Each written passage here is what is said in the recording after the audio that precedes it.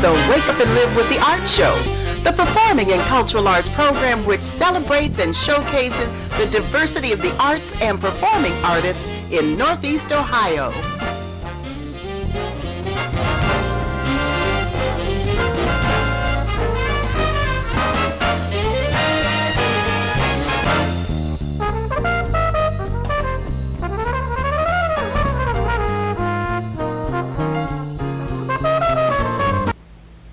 Hello there, and welcome to this edition of Wake Up and Live with the Arts. On behalf of Lester Bryant, our videographer, and our whole Wake Up and Live with the Arts team, want to thank you for joining us today as we welcome and chat with our very special guest, Emmanuel Glover from the Fifth Third Bank. And before we talk to him, let me give my promo for our host and sponsor, Ivy, at the Greenmont Party Center, where we do our Wake Up and Live with the Arts show. And as we go through this hour, you'll see me wave my hand because a fly wants to get credit for being on set with us. So we want to thank Ivy, and this time I also remember to thank United Black Fund and Neighborhood Connections for supporting us as well. So having said that, a person who's involved in community service, a person who knows about grants and helping out citizens in our community, let me talk with Emmanuel Glover, Fifth Third Vice President, Director of Community Development. I hate to do this to you because I'm sure people are still pulling the Louise Gissendanner thing on you. Well, he is her wonderful, not replacement, but he stepped into her shoes when she went on to even bigger Fifth Third things. So tell us all about your work, because you carry a couple of titles. Sure. Okay. And thank you as well. Again, Fifth Third is very appreciative of the opportunity to spend time sharing what we do in the community and our connection with the communities throughout Northeastern Ohio. As mentioned, my name is Emmanuel Glover. I'm the Senior Vice President and Director of Community Development Banking for Fifth Third.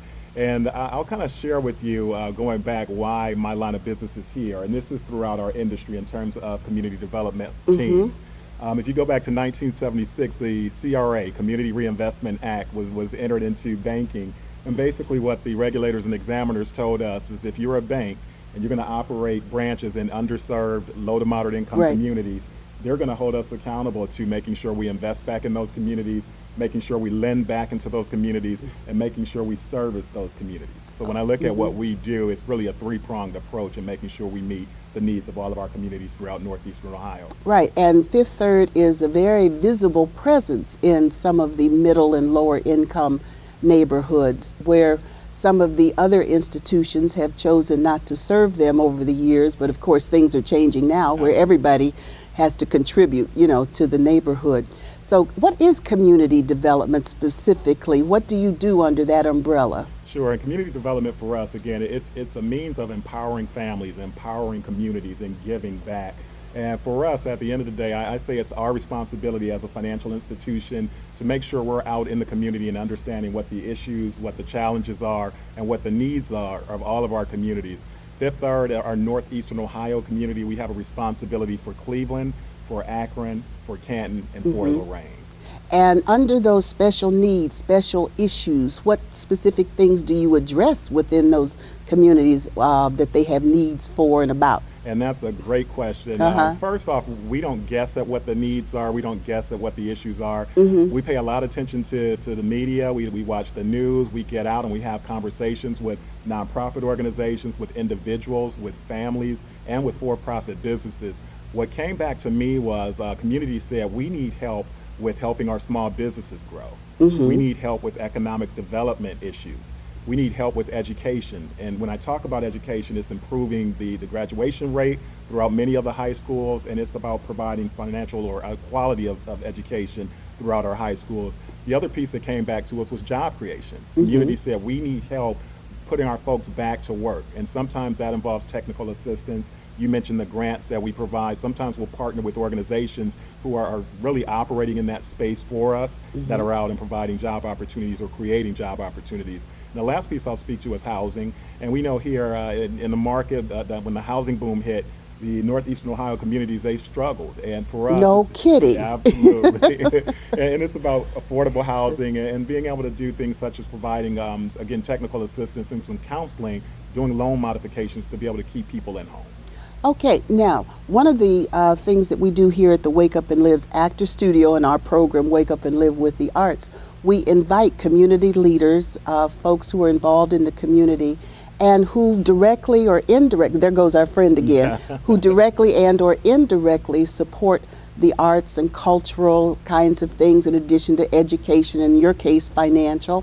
What is it that Fifth Third is known to do when it comes to some of the cultural or art special events that go on in the city that aren't classical banking directly? And first off, I'll share, I sit on the board for the Caramoo, so shout out to the Caramoo. Oh yes, we're forming the Caramoo Alumni Association, and we have our first real meeting next week. So, yeah. And we partnered also with Sankofa Fine Arts. Oh, that was Louise's baby. Absolutely. Yes, we participated in that years ago. And we recently approved a grant. They're working on a project that's going to involve a large mural here locally, and I won't give away who they're looking to do the mural of. Right. But that's an example of us supporting the arts. And I'll say twice within the last 6 months, we've showed a film called The Scroll.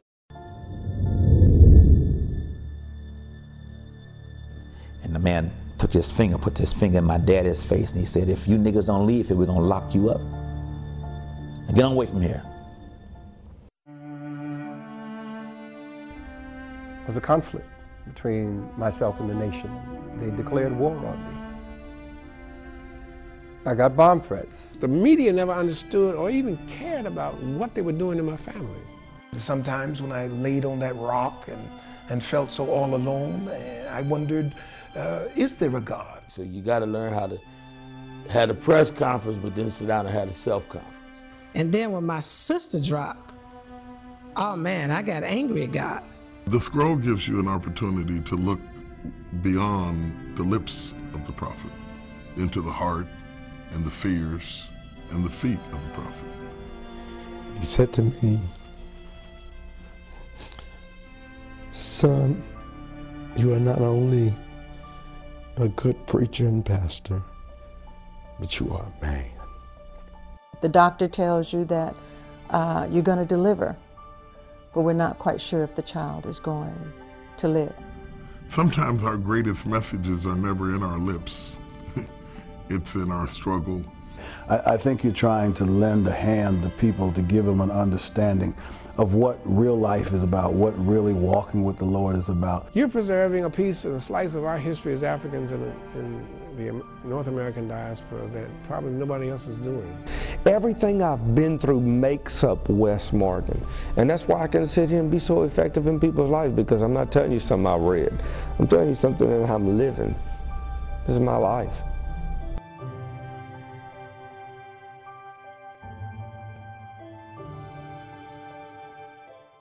Thank you. You're good at segueing. Absolutely. And what the scroll involved, and I'll speak to why it was important to us, because it is a step away from really focusing on finances. Right. But the scroll, there was a producer and director out of New Jersey. His name is Parrish Smith. Yes. He produced a film, a short film of, I'll say, roughly 20 or so pastors across the country. These are national pastors, and basically they were able to tell their story, to tell their journey in life. Some of their names that folks might recognize. T.D. Jakes was definitely one of the hits on the actual film clip. And what I like to often talk about is sometimes people look at you and they see you in a suit, they see you in a dress if you're a female, and they look back and they often don't understand how you got to the point or to the position that you're in. So they kind of shared their journey. They talked about their trials and tribulations. Some of them shared some really deep testimonials, losing loved ones, whether it was a sister or a mother. I do remember specifically T.D. Jakes talked about at one point he thought he would be homeless and struggled paying the bills. And he from West Virginia, absolutely. Yes. He remember sitting in the car one day and then kind of broke down in tears. And for people to hear and see that and to look at where he's at now, it was just a real powerful film. And the reason I felt that Fifth Third, we needed to show that, it's a way of helping, I'll speak to the African American influence and our impact in the community, allowing individuals to, again, see that there are role models out there who struggled. and went down a path where they were able to overcome.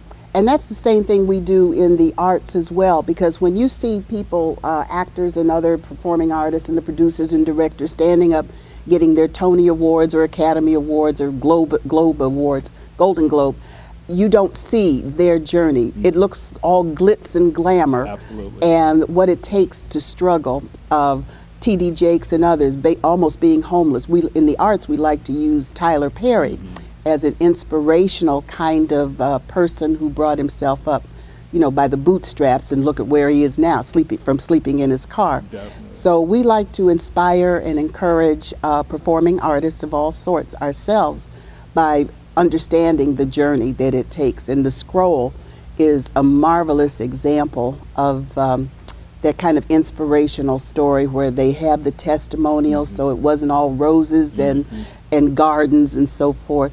So the scroll now, can it be seen somewhere? Is it in distribution? Is it something that schools and nonprofit or even for-profit businesses and organizations can request it to show it or use it as a teaching tool? How does that work? It is Parrish Smith, again, and that's P-A-R-R-I-S-H, and the last name is Smith.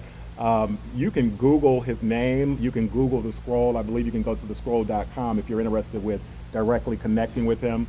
We have plans, I'll say, within the next 6 months to continue to connect with the church base here throughout northeastern Ohio, and there's a couple of churches that have reached out to us, Fifth Third, to ask us to come back in and show that film again. So we do have plans to do so. All right, is there discussion, when you do that, is there discussion around it, or is it showing the film like at a special event for their enjoyment? I know it's for teaching purposes. Correct. But how does that work? And we've planned 2 events in the past, and there was really a set agenda to that where we actually invited the pastor up of the church to provide some opening remarks. We then showed the film itself and then ended with a Q&A where individuals got to ask the actual director who we flew in, Parrish Smith, how did he come about with the mindset to show the film, what was it like interviewing a lot of the pastors. So some real in-depth discussion. And our hopes is at the end of the day, we just want people to leave, feeling empowered, feeling like they can go and change behaviors to make a better life for themselves and their families. And children, students, young people need to see that type of film too, because you work with the, I should say, the greater Cleveland, Northeast Ohio community, which is less economically, what's the good word, blessed. Okay, so our at-risk teens, our regular young people who need a lot of inspiration, because I don't know how much you're in the schools, because I work with the Upward Bound program at Tri-C, and we have a lot of young folks who don't have dreams and ambitions and don't see that they can come up out of their circumstances, that they won't always be in their neighborhood. The reason they're in this program is so that they can go up and out and do other great things. Absolutely. Yeah, you mentioned us being in the schools. That's a way, again, of us connecting with the community and giving back. One of the strongest initiatives that we drive and brand out of Fifth Third is called financial empowerment. Yes. And for us, we really recognize and realize that we need to go down to the family level as well. And this starts with even the younger kids. So we've come out with, there's 3 different curriculums that we offer. One is for 5th graders, and it really teaches them about what is a bank, what happens within the bank, why do you have accounts, and what happens in terms of making an account or depositing funds into an account, how that occurs, and what happens really behind the scenes. And I always share a funny story. I think, years ago, as kids, we kind of equated shopping and watching our parents spend money by actually watching them pull cash out of their wallet or out of their purse. The kids today, they view that with a debit card or some type of plastic card, and they think that that's money. But they have no idea how that what works and goes on behind the scenes. So for us, again, getting into the school systems, and we partner with Cleveland, Akron, Canton, and Lorain to try and share our financial empowerment curriculum. And that goes again to the 5th grade level, the 8th grade level. We have an 11th grade curriculum, and then we have an adult curriculum. Now, are there, how do the principals and superintendents connect with you about this program, or do you have someone who reaches out to tell folks that you've got this program? How does that work? And that's a great question. It's twofold, and it can go both ways. Sometimes individuals and principals and folks in the community may hear about what we've offered. They may have attended a session and they reach out to us. Okay. We are very proactive. We have over 200 what I call certified financial education instructors, and it's their responsibility to go out in the community and make sure they're connecting and they're engaged with the right people who we know we need to target. So a lot of times it's us calling on the school districts. We do offer something called Dave Ramsey throughout, I'll say right now, about 75 schools throughout northeastern Ohio. And what we're teaching is how do you budget? How do you save, and how do we avoid the pitfalls as it relates to credit? Okay, now for folks who want to contact you to find out more about the program, the empowerment program, the scroll, the film, how do they contact you? Because it's just me right now in terms of leading the initiative overall, what I always encourage, we have over 86 branches throughout northeastern Ohio. So you can, any Fifth Third branch you see, you can walk into any one of the branches and state that, again, you've heard about our financial empowerment initiatives and that you're interested in partnering and connecting and having Fifth Third come to present. Okay. Is there a Fifth Third website that people can find some information on? Absolutely. You can go to www.53.com and you can pull information on our products, on our services, work we're doing in the community. We have our grant opportunities listed there, and then we have a financial empowerment webpage as well. Sounds cool. Now let me ask you this. You are so knowledgeable about banking and so forth. How did you get into this industry? Great question. The funny story I'll tell you is my mom will say that I was born to be a banker. She always tells a story of Are you a Capricorn? I am a Sagittarius. So close. Close. Absolutely. Okay. Fire sign. But my mom tells a story of her taking us downtown, and at 4 years old I was watching people walk across the street with a briefcase and a trench coat on, and I kept saying that I wanted that and I was going to be that. So it's just funny, and I've been in banking now 20 years. I went through college and focused on a business degree, and once I finished I came back home to northeastern Ohio, and I started in the branches. And I remember, again, assisting clients and watching people come in and seeing the needs that folks had, and it was something that for me I have a passion for. Well, see, here again, you fit right into our philosophy here at the Actors Studio about always pursue your passion. That doesn't mean it's going to be easy, but certainly if you're doing what you love, you can withstand the hardships and the challenges along the way a lot better than if you're feeling miserable at what you're doing and life keeps sending you things to deal with. Absolutely. You know. So do you have family here in Cleveland? I do have family. Actually, I'm one of 7 siblings. I recently lost a brother, but all of us are still located here in Cleveland, and my mom is still here in Cleveland as well. Okay. Well, tell us a little bit about, in your position as Vice President and Community Development and all that stuff, what are some of your either corporate or personal dreams and ambitions about that proverbial question, 5 years from today, the projects you'd like to see manifest? Where are you with that? For us, I'll say I always keep it simple. It's to continue to make sure I'm bettering myself as a leader, both personally, for my family, and for our organization. If I were to look 5 years out, I just want to continue to stay in a role where I know I can give back. My favorite saying is, you know when you figured life out, when you realize why you're here. And for me, it's never going to be about me. I figured that out years ago. I'm here to help. And as long as I'm in that type of role, I want to continue to climb the corporate ladder. I enjoy it. I always talk about attitude and effort. And those are two things you'll always get from me, and always demand that from my people and from my peers. Okay.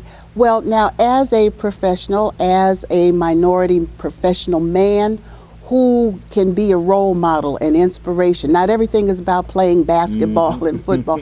What kind of advice would you give as a man and or as a banker? I know it's financial information, but to help, let's say, our young people along, to encourage them that there's more to life to aspire to? Absolutely. Great question. My advice, number one, education is extremely important. You have to study hard. You mentioned it earlier, Ms. Johnson, nothing comes easy. Oh, stop that. You called me Miss Johnson. Stop tape. Sue, I'm sorry. Don't do that again. You called it out, though. Nothing comes easy. There's hard work and everything. And for me, life is short, but it goes fast, if that makes sense. And I understand. At the end of the day, for me, a lot has gone on, things have passed by, and I try and look back and reflect on over, I'll say 3-year increments, what have I accomplished? And I always try and strive to achieve. So for anybody who's young, or even if you're older and still struggling and trying to figure out what it is you want to do, you can't give up on that. You can't give up on your dreams. Never ever, not as long as you're on this side of the grass, as the expression goes. Okay. This is so fascinating. I'm so wrapped up in all the things that you are saying. Let me see, I need to think of some other brilliant question to present or conversation point.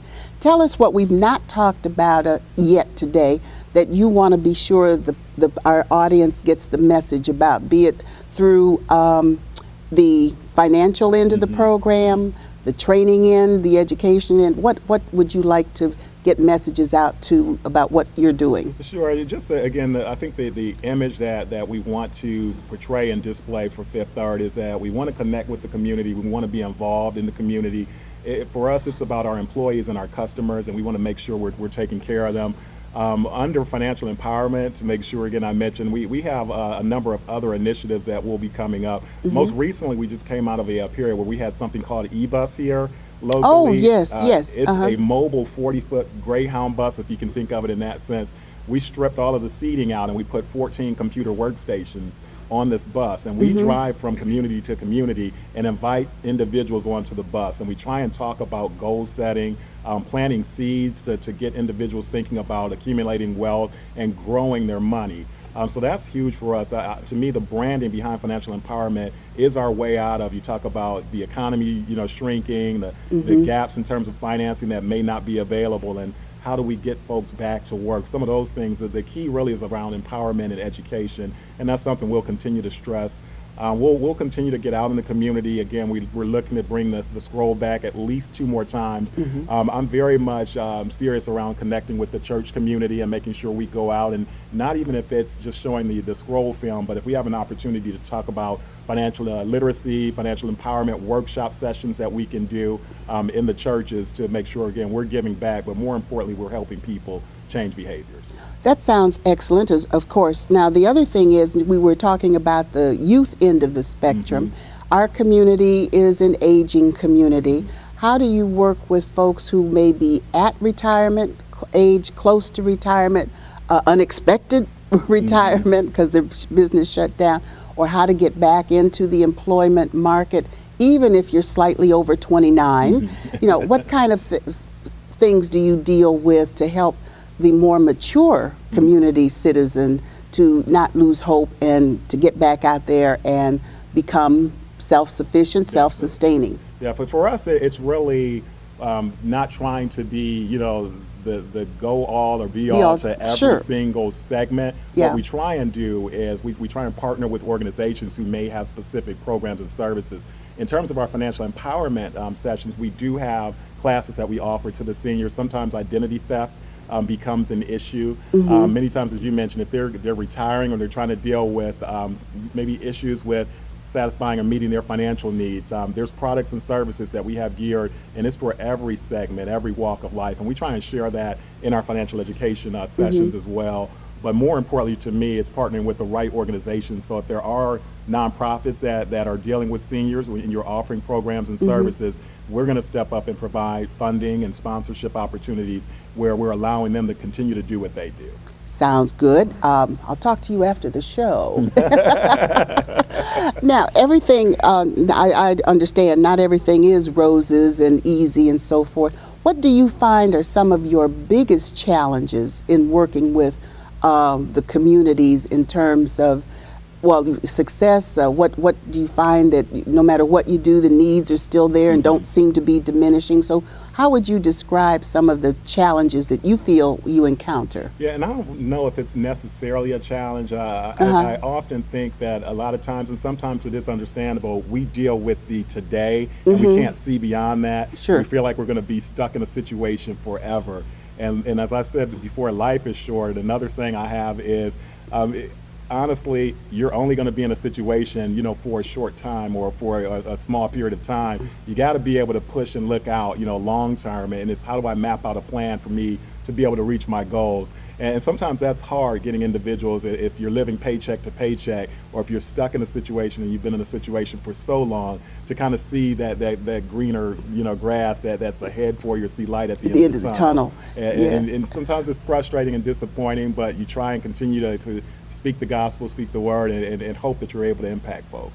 And one of my favorite axioms, if you will, when folks I deal with, because I do workshops and consulting and coaching on various levels with various individuals and groups, but when you're caught between a rock and a hard place, choose the least worst option while you're going through whatever, because no matter what decision you make or what option, none of them are good, but take the least worst. And then my final thing usually is have them try to develop the philosophy of the axiom about, and this too shall pass. Absolutely. And then, of course, I get silly and say, well, now it may take 50 years, and this too shall pass. Not necessarily too. And I often say, like, so people ask, well, how have you been successful? What's the path you've taken? And it's making sure I align myself with the right people in my life, number one. Yes. Number two, I always talk about everything that you're trying to do or wherever you're trying to go, somebody's already done it or they're already there. So you want to latch on to those individuals who, as you mentioned, around role models that have done what you're trying to do, or if they're currently in that role or wherever you're trying to go. Sometimes people will have experienced, something similar in terms of even if it's a tragedy in life, and you want to make sure you can connect, because that's where you're going to get that wisdom and the guidance to know there is light at the end of the tunnel. Eventually, yes, I subscribe to that wholeheartedly. Let me ask you, by any chance, are you involved in any community activities as Emmanuel Glover, like being a mentor or working with the Fatherhood Initiative or any such thing as that? Absolutely. In addition to all your bankly duties. Definitely. And for me, it's more of a connection. I listed the 4 things that are important to me at work, and that's housing, that's education, that's small businesses, and creating jobs. So I've tried to align myself on boards that allow me to do that exact same type of work. One that's near and dear to me is Safely Home Incorporated. What Safely Home does, they take at-risk kids and they actually created, or I shouldn't say created, but they've built an apartment complex where these kids stay there. Wow. Year-round, 24/7, and they're able to actually go to school. There's certified teachers, there's counselors there. So that's near and dear to me, because these are individuals who really never had a chance off the bat. They've been through some terrible family situations, and that's near and dear where I like to go and give back and make sure that they get to see, again, there's somebody that's positive that's coming in, and hopefully if they want to aspire to be a banker or anything else that they want to do, I'm there to encourage. Well, on that note, we should begin to close out today's session. It went really quickly, and Lester's giving me the signal. Okay, so we may come up with another question or two as we get ready to close out, but I would like to take a minute in advance to thank Emmanuel for joining us for this special edition, because primarily our show is to showcase and the performances and diversity of the performing arts, artists, and the cultural folks and business and community leaders who have an affinity, for the arts. So having said that, one of the things that we do in creating alliances ourselves is A New You for a New Life project, where we work with, for example, under the Fatherhood Initiative, we work with Passages and Rising Above. We work with Dress for Success and Y Haven and Murtis Taylor Center. And it's just another approach as to how we try to help empower folks. We have a variety of ages, from teens to, well, whoever comes, when we have these community workshops. And it's all about different approaches, all aiming to the same goal, and that's to have folks become empowered, to feel value, to have their lives enriched on a personal, professional, and social and academic level. So if indeed you have any interest in our bringing A New You for a New Life community service project to your organization, give us a call at, well, not a call, but email us at wakeup4664@aol.com. We also have a website, which is www.wakeupandlives.org, and we have a new YouTube channel address, and it's called, I don't know, it's called Wake Up, believe it or not, it's called Wake Up and Live with a space, then the word Cleveland. Not a dot, but Wake Up and Live, space, Cleveland, okay? So you can always email us, look us up on Facebook. You know, that's all the new thing now. Yeah. Does Fifth Third have Facebook or Twitter or whatever that stuff? I'm more old school. I may not look it, but I'm definitely more old school. I've never been on Facebook, never used Twitter, but Fifth Third definitely has both. In terms of avenues. And it's a changing time, day and age, where if you really want to communicate in the right manner, you're using it in the right fashion, those are both important channels or avenues to take. And again, just a plug for Fifth Third. We are at www.53.com. You have an opportunity to look at our footprint, view our branches, and look at any products or services that you may have or have a need for. And I mentioned financial education as far as classes. I guess what I would leave you with, if you are interested, to make sure you're following up with our branch team to try and schedule classes or opportunities to see when the classes are. At the end of the day, we're not just asking you to come and sit in on a 1.5 hour class. We actually have products and services that support that as well. An example would be if you take advantage of our credit class, we're going to talk to you about the importance of managing credit, some of the pitfalls to avoid. But if there's a need to build your credit score, to improve your credit score, we actually have a product called Credit Builders that will allow individuals to actually place money in a secured credit card account, and they're going to start to make payments. And those payments are reported to the major credit bureaus. We've had a lot of testimonials and success stories. Actually, a local pastor here in the Cleveland market who enrolled in our Credit Builders class and built their credit score from a 580 to a 670. Wow. Within 18 months, they were in a house. Yeah. So Well, that's those wonderful. are the important things that we try and stress and tell, that it's not just you coming and giving up an hour to an hour and a half, but we're really trying to help individuals better their situation. And you've got outcomes. It's not just Absolutely. come listen and feel better, but you've got outcomes Tangible where outcomes. you put it in the practical world. And that's also why, as we begin to close for today, that when we talk to actors and other performing artists who generally are economically challenged in this market, and we all have to work 15 jobs, either full and or part-time. So Emmanuel's and Fifth Third services may be of interest to you on how to manage your finances with little regular income, because one of the characteristics of our industry is you can't count on a regular payroll. You're kind of from gig to gig to gig in many instances. Of course, there's always exceptions. So please feel free to contact Fifth Third, stop in your neighborhood branch if you are a performing artist, and learn how to better handle that which you have earned or somehow been given out of the universe. Okay. And can I share as well, because Sure. you mentioned income, that is not important to us in terms of how much an individual makes. So Yeah. we feel like we have a product set and a strategy that's designed for anyone, regardless of income, regardless again of age. Basically, and where you're seeing our industry head, there is a market out there called underserved. There's over 100 million people nationally that are deemed underserved. And for us, what that means is you're walking into financial institutions and we're turning you away or saying you don't qualify. What we've done as a bank in terms of Fifth Third, we put together a strategy for our underserved, low to moderate income population. And even if you don't qualify for a checking account, we want you to stop using and throwing money away to check cashers and to our payday lenders. I understand there may be a need there. What we've tried to do now is we offer check cashing even if you don't qualify for a checking account. Right. We can cash your payroll check, your government check, even two-party or three-party checks. We also offer financial empowerment classes grouped in with that, Western Union. So some of the same things that you can do if you are using a check cashing store or payday lender, we're trying to offer those types of products to allow us to connect and engage with the underserved community. And the hopes is to help them migrate into more of your traditional bank products and services down the road. Well, you bring up something interesting. I haven't kept up with it. Anything that would benefit folks who aren't rich, wealthy, and so forth, such as putting caps on the payday loans, I guess. Did they ever stop charging 3,000% per month on that? I mean, because at one point the law was trying to be changed, then they found loopholes to keep it up at some ungodly 300% interest, something like that.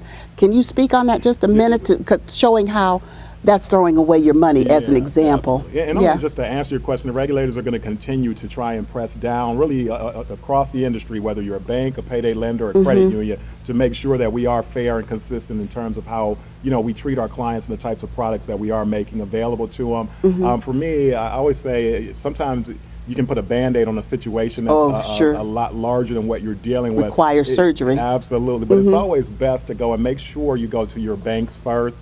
We're heavily regulated, and the industry it's heading that way even more and more, where you're seeing out of Washington more restrictions around what they're making sure that we can and can't do to make sure we're fair to all of our customers. So if there's needs on the lending side and even on the, you know, for deposit accounts, for retirement opportunities, your bank is the first place I would always tell you to go. The reason is the advice we give is free. Most of us have been in the business for a number of years, so we've seen and heard every situation, and we can hopefully guide you, you know, to that right place that you need to be.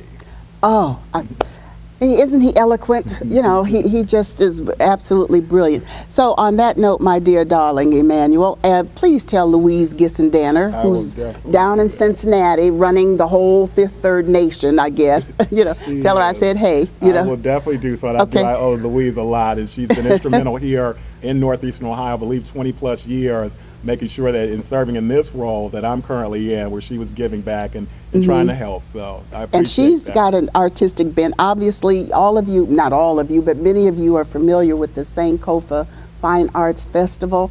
I haven't seen it for a year or so, and we have taped several of the past Sankofa festivals up at Tri-C. Normally, that's where they were held. Is Sankofa currently putting on festivals? I know you spoke on the mural thing. Yeah, and I don't have the exact date. I know they have almost like a food taste coming up in October. Oh, and I want to say it's around the second week of October. Yeah. We'll The professional chefs cook. It's a benefit, and ladies, whatever. Okay. That's the next event that we're supporting as far as Fifth Third, and I'll actually be a celebrity judge, I guess you can call it that. Sure. So. Well, see you on American Idol next. Okay. Lester is sitting there wondering, will we ever stop talking? So I guess we will now. Thanks, Emmanuel, and on behalf of the Wake Up and Live's actors team and our show, Wake Up and Live with the Arts, we always say, be sure to wake up and live with the arts every day. See you soon. Thank you.